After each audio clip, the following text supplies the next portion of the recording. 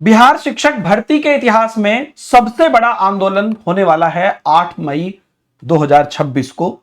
और यह आंदोलन क्यों होने वाला है और इसके पीछे काफी अभ्यर्थी जो इसके महत्व को नहीं समझ रहे हैं या उनको लगता है कि चलो यार ठीक है, उनके लिए यह वीडियो है।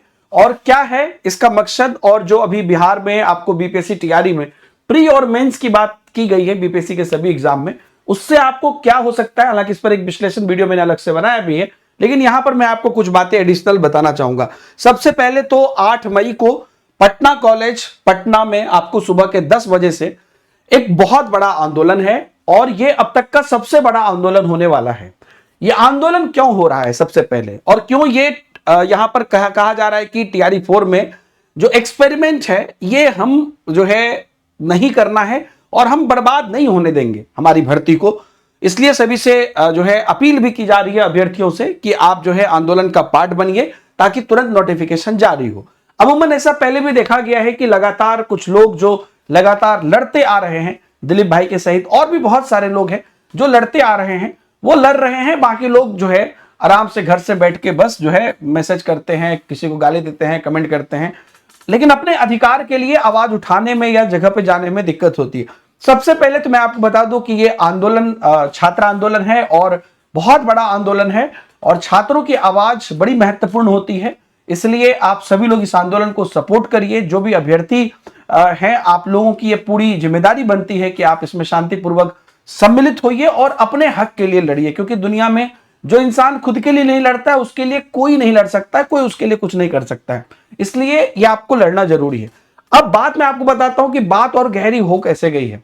आप सभी लोग जानते हैं कि टीआरई 4 के लिए अभी तक जो चल रहा था डिस्कशन कि भाई नोटिफिकेशन लाओ, नोटिफिकेशन लाओ, नोटिफिकेशन लाओ, लेकिन अब जो ये नए एक्सपेरिमेंट वाली बात है वो आपके लिए और भी ज्यादा डेंजरस हो रहा है। कैसे? प्री और मेंस वाला सिस्टम कैसा होगा पहले आप ये समझिए। आपने अभी रिसेंटली देखा होगा कई सेंट्रल भर्ती में होगी, बिहार में भी होगा, चाहे टीआरई 5 से हो या जब से हो, लकी टीआरई 4 से ही ये लोग चाह रहे हैं। और आंदोलन में भी ये बात कहना है कि इमीडिएटली आप भर्ती जारी करिए, ये एक्सपेरिमेंट आपको बाद में करना है, आप करते रहिएगा। बीपीएससी का अपना नेचर है, उनको डालना है तो वो डालेंगे, लेकिन ये जो पुरानी 2 साल से पेंडिंग भर्ती है इसमें ये एक्सपेरिमेंट ना किया जाए। देखिए दोस्तों, प्री और मेंस 2 अलग अलग स्तर पर एग्जाम होगा। ऐसा नहीं है कि जैसा वो लोग कह रहे हैं कि ये जितने धांधली होती है उस धांधली को रोकने के लिए होता है। मैं अलग से वीडियो बनाया हूं कि इससे कैसे धांधली रुकने वाले नहीं है, क्योंकि धांधली के और चांसेस बढ़ जाएंगे, कमाने के और चांसेस बढ़ जाएंगे ऐसे लोगों के। तो वही है कि आपको जो काम करना है वो ना करके उसके इर्द गिर्द काम कर रहे हैं। मेन काम है कि जो लोग गलत हैं उनको पकड़ना है। वो सिस्टम साफ नहीं करोगे तो आप ऑब्जेक्टिव कर दो, सब्जेक्टिव कर दो, कुछ भी कर दो, कुछ नहीं होने वाला है। तो ये बड़ा आंदोलन हो रहा है। और क्यों हो रहा है? एक तो नोटिफिकेशन में डिले हो रही है, वो नोटिफिकेशन इमीडिएटली चाहिए। दूसरा, अगर प्री मेंस वाले सिस्टम होती है तो सबसे पहले तो आपकी नोटिफिकेशन डिले होगी। और दूसरी बात, अगर मान लीजिए वो ज्यादा डिले ना भी करते हैं, फटाफट सब कुछ करके 1-2 महीने में कर भी देते हैं, तो भी ये प्री और मेंस अभी आपके लिए एक नया परेशानी का सबब बन जाएगा। क्योंकि प्री में क्या होगा? प्री में आपको जो कुछ जनरल पेपर्स हैं, जो एक अनुमान आप लगा सकते हैं, क्योंकि रिसेंटली केवीएस एनबीएस ने भी किया, ईएमआरएस ने भी किया और अलग अलग एग्जाम्स में हो रहे हैं। अगर प्री होगा तो जो शुरुआती आपका एग्जाम होगा, प्री होगा, उसमें बेसिक जनरल पेपर, उसको एप्टीट्यूड टेस्ट में माना जाता है कि ये इंसान जो है बेसिक समझ रखता है कि नहीं रखता है। फिर उसके बाद लेवल 2 में सब्जेक्ट की समझ देखी जाती है। तो इसके 2 पैटर्न हो सकते हैं, या तो आपको सिर्फ जनरल पेपर देगा हिंदी इंग्लिश के साथ और आपका जो पूरा सब्जेक्ट स्पेसिफिक है उसको शिफ्ट कर देगा मेंस में, ठीक है। और मेंस को या तो सब्जेक्टिव रखेगा या ऑब्जेक्टिव प्लस सब्जेक्टिव दोनों ही रख सकता है। तो या दूसरा ऐसा सिस्टम होगा कि आपको प्री में भी कुछ सब्जेक्ट का पार्ट रहेगा और मेंस पूरी सब्जेक्टिव ही रहेगा, क्योंकि मेंस का मकसद ही होता है आपके जिन चीजों के आप टीचर बनना चाह रहे हैं उनमें इन डेप्थ हासिल करना। तो ये 2 प्रकार से हो सकता है। तो पहले तो आप समझ गए कि प्री और मेंस कैसे हो सकता है, लेकिन ये जो 2 प्रकार होंगे इसमें धांधलियां भी 2 प्रकार से होते जाएगी। क्योंकि जब आप उस व्यक्ति को नहीं पकड़ पा रहे हैं जो कि सिस्टम में सेंध मारकर आपके सिस्टम के अंदर है और आपका वो पेपर आउट कर रहा है, तो क्या पता है वो सब्जेक्टिव पेपर आउट नहीं कर सकता है ना। जब उनका अपना लॉकर से पेपर निकल जाता है, प्रिंट हो जाता है, फोटो खींचा जाता है, फिर वापस लॉकर में चला जाता है, कुरियर लेके जाता है, वहां से आउट हो जाता है, पेनड्राइव से निकल जाता है, तो ये कौन सी बड़ी बात है ना। तो आप 2 के बदला 10 लेवल कर दीजिए। तो यहां पर जो भी छात्र को ये लग रहा है कि अरे यार चलेगा, बढ़िया है, देखिए हम कभी भी अपने अभ्यर्थियों के लिए ये नहीं कहते कि हमारे अभ्यर्थी टैलेंटेड नहीं है, टैलेंटेड नहीं है तो उन्होंने सीटेट दिया, एस्टेट दिया, अपनी ग्रेजुएशन की, अपनी 12th की या ट्रेनिंग पास की। टैलेंटेड नहीं थे तो इतना कैसे किया?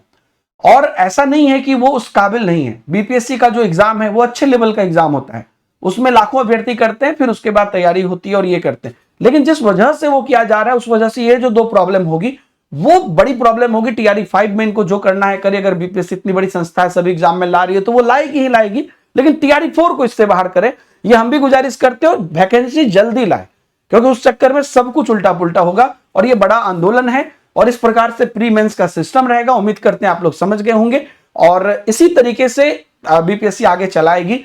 उनके पैटर्न में दिक्कत नहीं है, लेकिन जिस वजह से वो दिक्कत कर रहे हैं अभी पुराने हमारे बच्चों के लिए, उनके लिए बहुत बड़ा परेशानी है। आगे वो कोई भी पैटर्न लागू करें और उस पर जिस भी तरीके से होगा, बच्चे पहले से तैयार रहेंगे और उस पर तैयारी करेंगे। अभी मुख्य कारण ये है, ऐसा नहीं कि अभ्यर्थी दे नहीं सकते, जो डिले होगी वो एक मुख्य कारण है। और दूसरा, जो 2 साल से भर्ती नहीं आई है, 2 साल से एक पैटर्न पे बच्चे तैयारी कर रहे हैं, उसमें एकदम से बदलाव होगा तो वो भी एक प्रॉब्लम। तो इसलिए ये सबसे बड़ा छात्र आंदोलन हो रहा है। जो भी लोग अभ्यर्थी हैं, आप लोगों का आंदोलन है। और आप लोग ये निश्चित रूप से, एक मुझे अच्छा लगता है कि लोग किसी भी कोचिंग संस्था के इन्फ्लुएंस से ये लोग आंदोलन नहीं करते हैं या किसी पॉलिटिकल पार्टी के इन्फ्लुएंस से आंदोलन नहीं किया, कंप्लीटली छात्र आंदोलन होता है। तो निश्चित रूप से हम लोग का पूरा नैतिक सपोर्ट आप लोगों को है, लेकिन आप लोग अपनी आवाज जरूर उठाइए, क्योंकि आप अपनी आवाज उठाइएगा तब सभी लोग हिम्मत भी करेंगे कि आपकी आवाज को आगे लेकर चल सके। तो सभी की मांग है नोटिफिकेशन इमीडिएटली जारी हो। और निश्चित रूप से हमें ऐसा लग रहा है कि 8 मई को कुछ ना कुछ निर्णय जरूर होगा, अगर आप लोग बेहतरीन तरीके से शांतिपूर्वक लेकिन अपनी बात रखते हैं। डेलीगेशन की टीम जाएगी, बात होगी, कुछ तो निर्णय जरूर होगा, चीजें होंगी। और पिछली बार आपके आंदोलन के बाद ही बीपीएससी ने कहा था कि हमें अधियाचना मिल गई है या वो प्रक्रिया तेजी से हुई थी, तो अभी भी होगा। इसलिए मेहनत आप लोग जरूर करिए और इस चीज को हम लोग पूरी तरीके से नैतिक रूप से सपोर्ट करते हैं। और बहुत बेहतरीन जो है अभ्यर्थियों के लिए आंदोलन हो और अभ्यर्थी की नोटिफिकेशन जारी हो। कोई नहीं चाहता है कि धूप में, गर्मी में, बरसात में खड़े हो, लेकिन नोटिफिकेशन जारी हो, ये बस चाहते हैं। Thank you very much.